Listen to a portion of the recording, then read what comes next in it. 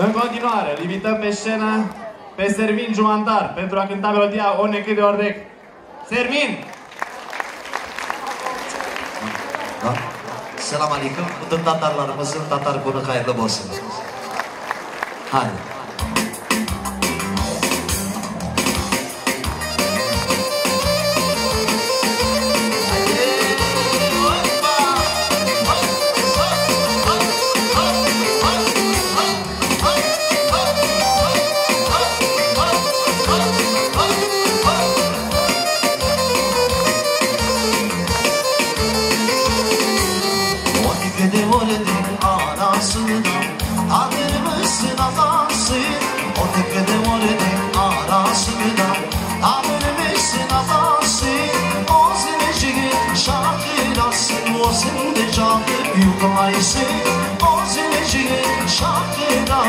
Olsun de canlı büyük aysa.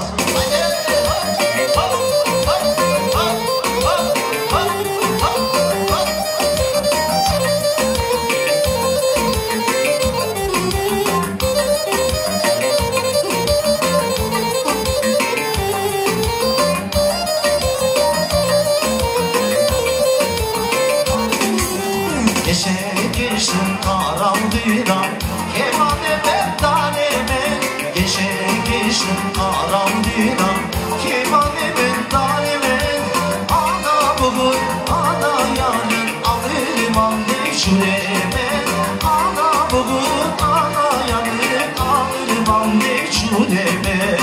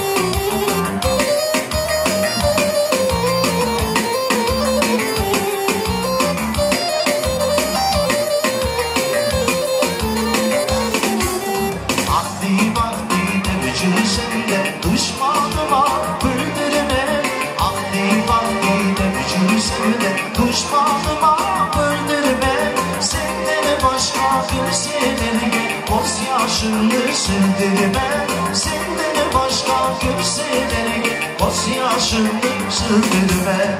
Hey! Sağ olunuz, bayramınız, sağ olunuz.